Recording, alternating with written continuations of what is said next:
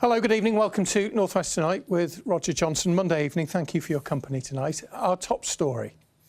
It is a year tomorrow since the Southport attack. The police officers who detained the killer praise the dignity of the bereaved families. The community has come together, and it has come together mostly as a result of the actions of the parents of the victims, who've been nothing short of inspirational. But the three men also talk about the toll it's taken on them. Also tonight, claims downgrading a Cumbria hospital could put lives at risk as the NHS says it can't hire enough doctors.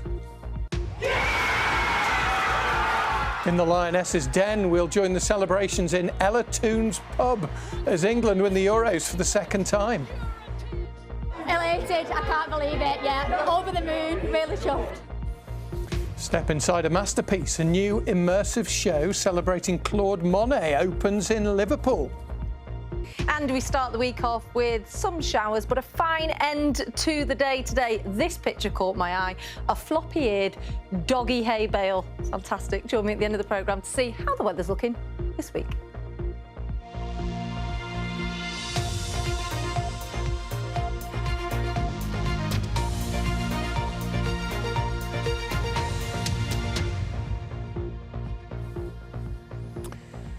Tomorrow marks a year since the Southport knife attack. 3 children were killed, 10 other people were injured, and the whole community was affected. The attacker was detained by 3 police officers who were honoured recently for their bravery. The Police Federation praised their unparalleled professionalism. They say that any officer would have done the same, and they told me when we sat down in an exclusive interview for this programme that they are in awe of the bereaved families who have done so much to bring the town together.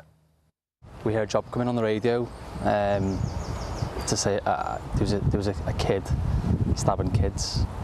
So you get loads of calls like that where it's not actually true or it's a hoax call. But then another call came in and a third call came in with similar circumstances. I remember people in the road waving me down with the hands, driving up to them. Just could see the look of fear and terror in the faces of the people there. I heard Greg confirming the address. I could just hear sort of terror in Greg's voice, the way he spoke, confirming the address and the scene he faced. Men armed with weapons. There was 2 guys with hammers. There was an older guy with a crutch, and there was a little girl on the floor who did survive the incident. Greg looked at me. He said, "Are you ready?" Yeah. And me and Greg, shoulder to shoulder, sort of looked up the stairs. As Greg and Luke are just about to enter the property, I've started speaking to some of the civilians outside just to try and get a better understanding of the layout of the building, if there's any other ways in or out, how many offenders potentially there are. But we just knew the right thing was that we couldn't wait for armed response back up. We didn't know where they were. It was that urgent. And there was an offender stood there, just looking at us, staring at us, just standing there at the top of the stairs. And he had a knife in his hand. He was showing us the knife, holding it out in front of us. It was almost like he was saying, "I've got a knife, what are you going to do?" I think the second he realised he was looking at 2 men who were actually approaching him and were going to confront him and weren't scared of him, he just didn't want to know. It'd be quite hard to paint him as more of a coward than he already is, but I think that says a lot for me. It was all very well, him attacking innocent, defenceless children, but when he was confronted by men who weren't scared of him, he didn't want to know. And we got towards him and he dropped the knife, put his hands up. And Southport is your community. I just wonder how you reflect on how the community has reacted over the last 12 months. The whole town was completely devastated on the back of this incident and the subsequent riots the day after. So a lot of work has went in to reassure the public, but the community interactions have been very, very positive. I do a lot of foot patrol around the town centre, and people will come up to you and thank you for the work you do. And do people know that you were involved on the day? There's been a handful of people who've recognised me or spoke to me on the back of it. I think Southport has really sort of hugged around the police and fire and ambulance as well. You can feel feel the appreciation. The community has come together, and it has come together mostly as a result of the actions of the parents of the victims, who've been nothing short of inspirational. As a father, the thought of something like that happening to a child and then having to get up the next morning and try to proceed with your life is unfathomable, but the 3 sets of parents have not only done that, but they've continued the legacy of their daughter's name, and they brought the community together. It's always said that you can't unsee the things that you've seen, you can't unhear the things that you've heard.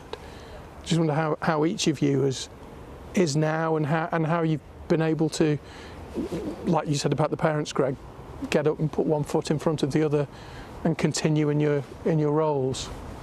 I had a little bit of counselling through the job, just to get a bit of support for dealing with a little bit of trauma.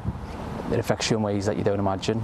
You know, my hyper vigilance increased 1,000%, and I was wary of everyone in every situation, living amongst their normal lives. But you start thinking worst case of every situation you deal with. Again, it was quite difficult just having like my own child and things, and trying to do activities with them, and seeing other children that sort of age was hard for me for quite some time. Obviously, it's nothing compared to what the families involved had to go through and things, but yeah, it was a bit of a challenge. Greg? Yeah, no doubt about it. That was the toughest experience of my life, never mind my career.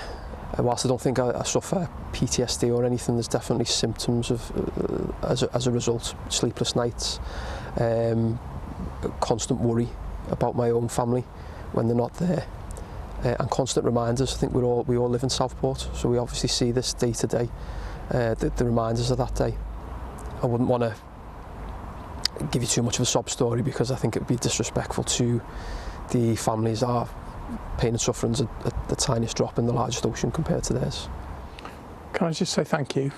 Thank you on behalf, I think, of everyone who's watched this, for what you continue to do and what you did, and thank you for speaking to us today. PCSO Tim Parry, Sergeant Greg Gillespie, and PC Luke Holden. Thank you. Thank you. Thank you. And my thanks to Tim, to Luke and to Greg for speaking to me.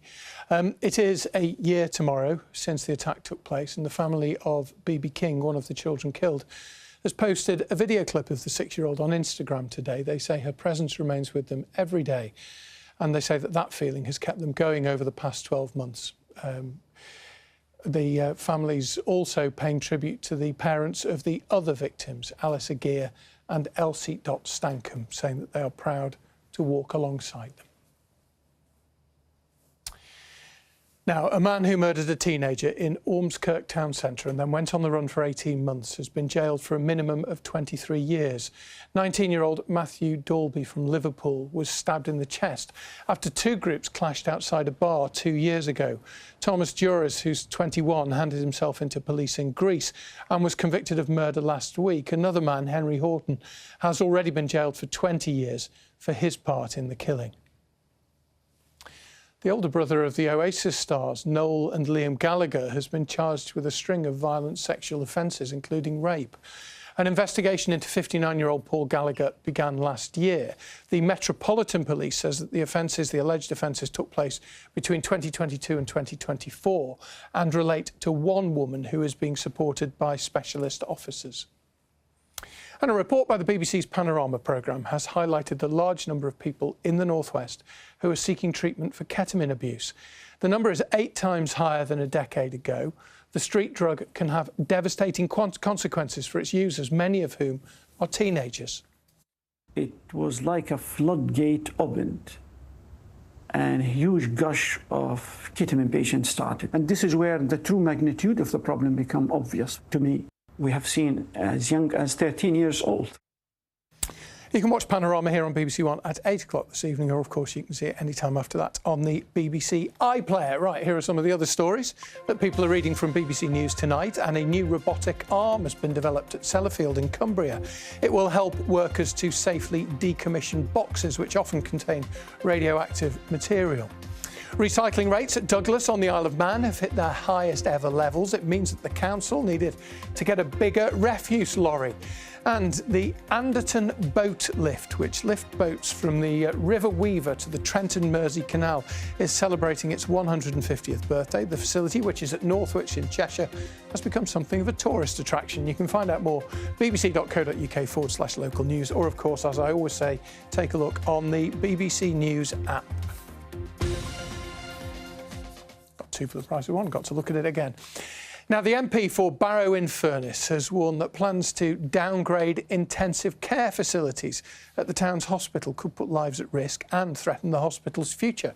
Michelle Scroggum says that with an expansion of the town's nuclear submarine plant underway, this is no time to reduce services, but the NHS says that it is confident that patient safety will not be compromised. Anna Jameson has spent the day in Barrow. A £100 million development plan, a university campus on its way. And earlier this year, the Prime Minister awarded the Port of Barrow royal status over its unique and critical contribution to national security. But now one of its key facilities at its hospital could permanently be downgraded. We're trying to recruit more staff to come to BAE, as well as the hospital and other services. And it's putting at risk the delivery of that nuclear deterrent as well. Furness General Hospital has suspended the highest level of critical care for nearly a year, blaming staff shortages and a lack of demand. NHS bosses now want to make it permanent. The plan is that patients needing the highest critical care will be stabilised here at the Furness General Hospital before being transferred 47 miles along the A590 to the Royal Lancaster Infirmary. I think it's the wrong decision, to be quite honest with you, because with us being where we are geographically stated at the wrong end of the cul-de-sac in England, it makes me feel as though we're not wanted in Barrow. Rosemary is 77 and lives in a retirement complex in Dalton-on-Furness.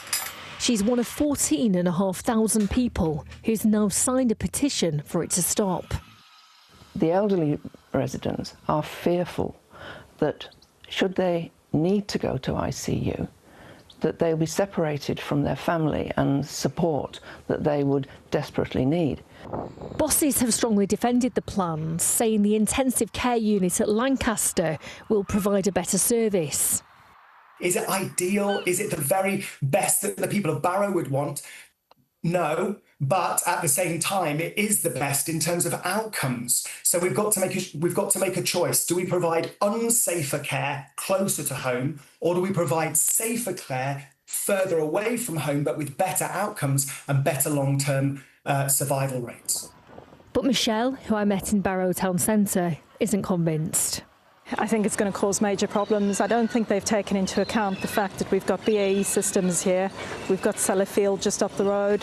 What impact do you think this could potentially have? I could see people dying. They really haven't thought this through. Bosses say it doesn't have a timeline for its next steps, but will continue to work with authorities and local people. Anna Jameson, BBC North West Tonight in Barrow. She's always right. There's been another huge setback, unfortunately, for Morecambe in the last few hours after the club was suspended from the National League with immediate effect. That means they now won't be able to play in the division during the first few weeks of the new season, which would have potentially catastrophic implications for them. They'd had until midday to show they could comply with league rules over financial obligations. This all comes after the owner, Jason Whittingham, announced that a new buyer had been found earlier this month, but a deal still hasn't been completed. And there was some sad news over the weekend, Rog, with the death of rugby league legend Ray French at the age of 85. He was a dual-code rugby international and became a legendary commentator. To Davis! Davis! He's got some space! He's going for the corner! He had such a distinctive voice, as you heard there, and commentated on every Challenge Cup final for BBC TV from 1982 to 2008, and also worked for BBC Radio Merseyside. Ray played more than 200 times for St Helens and later Widnes. Saints chairman Eamon McManus called him a huge presence within the game and an even bigger presence in the town of St Helens. Well, Warrington's Luke Littler's legend continues to grow. The world champion is now world match play champion after he beat the former champion James Wade 18-13 in an excellent final at Blackpool's Winter Gardens last night. The 18-year-old is the youngest player to win the event, collecting £200,000 for his troubles. He's a wealthy young man, isn't he? Yeah. He's done very well. Ian, thank you very much. Ian with all the sport tonight. Really congratulations to the Lionesses. I was one of the, whatever it was, 15 million people who were watching last night. If you were one of them and you need just a moment after all that Euros excitement to just take a moment just to relax a little, an attraction at the Liverpool Exhibition Centre might help do the trick. It's called Beyond Monet, you might recognise from the paintings and the pictures behind, and it allows you to quite literally step inside some of Claude Monet's impressionist masterpieces. Zoe Toast has been for a look round.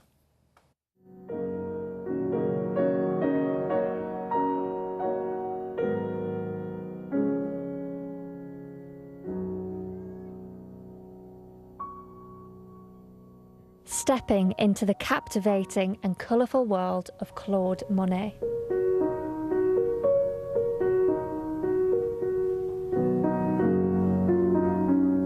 Cutting-edge technology has been used to breathe new life into the paintings of the renowned Impressionist.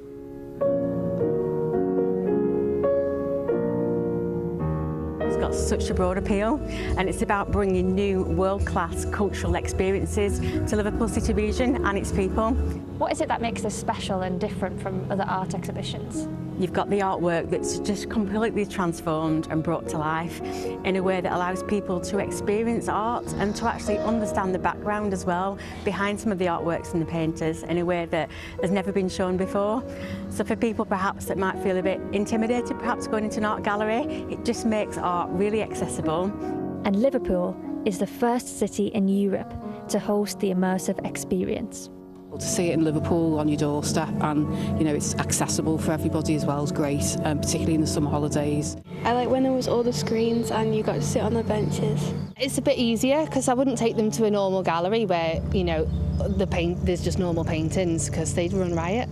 I think it's beautiful, it's really relaxing, it's really immersive. We've had a lovely time.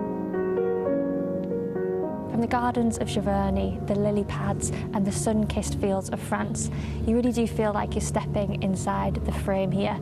Over 400 iconic works are on display. I just absolutely love being educated, and I didn't know a great deal about Monet before coming here, let alone his paintings. So to spend so much time enjoying the colour and the vibrance of what he did was very emotional.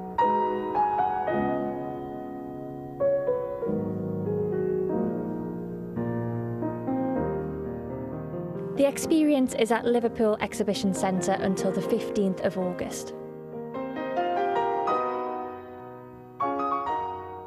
Zoe Toes, BBC North West Tonight, Liverpool. That's very relaxing, isn't it? Right, straight on to the weather. New place on the map this week. Keep your eyes peeled. Hello. Yes, there is, for a very special birthday. We'll get on that in a minute. Now then, weather-wise today, Polly snapped this picture. I don't know if you can really make it out. There is a rainbow in there, sunshine and showers for a good deal of today. At RHS Bridgewater, you can see there was some dark looming clouds, but plenty of sunshine around to end the day today. Thank you for sending your photos. You can come a BBC Weather Watcher if you would like to send me what it's like where you are. So the cloud that you've got right now is going to continue to melt away. Plenty of sunshine before the sun sets around about 9:15. Cloudy and wet start to the day tomorrow. It's going to become increasingly sunny midweek. Temperatures will continue to hover around average, give or take 20-21 degrees. High pressure wants to push in, but around its leading edge, we are getting some fronts, one of which will come through as we head to overnight tonight. So it may well be a fine end to the day. See that name on the map. But the Isle of Man will start to get cloud, increasing outbreaks of rain. That will sweep across all parts. It's a warm front, cloudy, muggy, murky. Lows between about 10 and 13 degrees. It's Janet who lives in Blackrod. Thank you for sending that in. So cloudy and wet start your day off tomorrow morning. It will stay cloudy for a good deal of the day tomorrow. Gradually improving with a little bit of brightness and top temperatures of 20 degrees. That's your forecast. You said it was for a big birthday. Is Janet shy, or are we allowed to say what it is? I think she's allowed. I think we're allowed. She's 60 plus 10. I think that's fine. Very elegantly put. Happy birthday. Thank you for watching. Happy birthday, Janet. Good night. Where is it today?